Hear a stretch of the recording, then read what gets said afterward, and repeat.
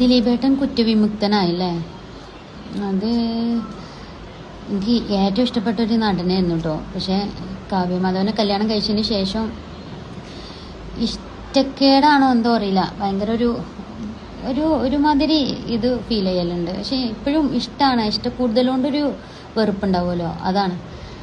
പക്ഷേ ഇപ്പോഴത്തെ ഈ ഒരു കേസ് സത്യമാണോന്നൊന്നും അറിയൂല. ദിലീപേട്ടന് പങ്കുണ്ടോയെന്ന് അറിയൂല. ഉണ്ടെങ്കിൽ അദ്ദേഹം ശിക്ഷിക്കപ്പെടണം തന്നെയാണ് ആഗ്രഹം.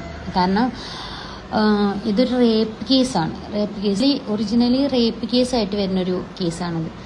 കുറ്റം ചെയ്തിട്ടുണ്ടെന്നുണ്ടെങ്കിൽ അദ്ദേഹം ശിക്ഷിക്കപ്പെടണം തന്നെയാണ് ആഗ്രഹം.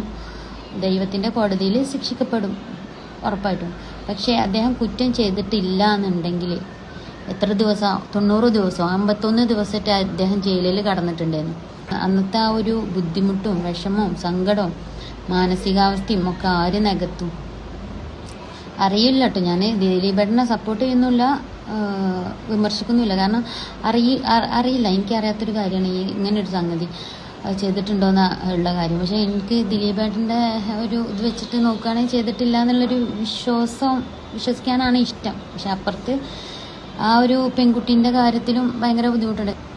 അത്രത്തോളം ബുദ്ധിമുട്ടുള്ളൊരു സിറ്റുവേഷനിലൂടെ കടന്നു പോയ ഒരു വ്യക്തിയാണ് അപ്പുറത്ത് കിടക്കുന്ന റേപ്പ് ചെയ്യപ്പെട്ട ലേഡി എന്ന് പറയുന്നത്. ആരൊപ്പം നിൽക്കാൻ പറ്റാത്തൊരവസ്ഥയാണ്. കാരണം ദിലീപേട്ടൻ തെറ്റ് ചെയ്തിട്ടുണ്ടോ ഇല്ലേ എന്നുള്ളത് ഉറപ്പിക്കാനും പറ്റില്ല. പിന്നെ ഈ ഒരു പെൺകുട്ടിക്ക് നേരിട്ട ഈ ഒരു ക്രൂരമായിട്ടുള്ള റേപ്പ് അത് ന്യായീകരിക്കപ്പെടാനും പറ്റില്ല. അപ്പം ഇതിൽ ഡയറക്റ്റ് കുറ്റം ചെയ്ത ആളുകൾക്ക് എന്തായാലും ഈ ശിക്ഷ പോരാന്നാണ് എൻ്റെ അഭിപ്രായത്തിൽ. കാരണം ഇനി ഇതുപോലൊരു ഇത് ഇവിടെ വരാൻ പാടില്ല.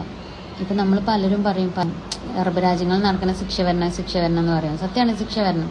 പക്ഷേ നമ്മൾ അറബ് രാജ്യങ്ങളിൽ പോയിട്ട് ഇതുപോലെ എന്തെങ്കിലും കൊലപാതകത്തിലോ കേസിലോ ഒക്കെ പെട്ട് കിടക്കുന്ന മലയാളീസിനാണെങ്കിൽ ഒരുപാട് എഫേർട്ട് എടുത്തിട്ട് രക്ഷിക്കാനും നോക്കൂല്ലേ. അറബ് രാജ്യങ്ങളിൽ എന്തെങ്കിലും കൊലപാതകത്തിലൊക്കെ പെട്ട പ്രതികളൊക്കെ. അപ്പം എൻ്റെ ഒരു അഭിപ്രായത്തിൽ ഈ ഒരു ശിക്ഷ അവർക്ക് പോരാന്നാണ്. ഇനി ദിലീപേട്ടൻ ഉണ്ടെന്നുണ്ടെങ്കിൽ ദിലീപേട്ടൻ ശിക്ഷപ്പെടണം. പക്ഷേ ഇനിയിപ്പോൾ നമ്മുടെ നിയമവ്യവസ്ഥയിൽ അത് പറ്റില്ല. കാരണം കുറ്റവിമുക്തനായി. അപ്പം ഇനി ദൈവത്തിൻ്റെ കോടതിയിൽ അദ്ദേഹം കൂട്ടു നിന്നിട്ടുണ്ടെന്നുണ്ടെങ്കിൽ എന്തായാലും അദ്ദേഹം ശിക്ഷിക്കപ്പെടണം തന്നെയാണ് ആഗ്രഹം. ഉണ്ടെങ്കിൽ ഈ ഒരു കേസിൽ ഉണ്ടെങ്കിൽ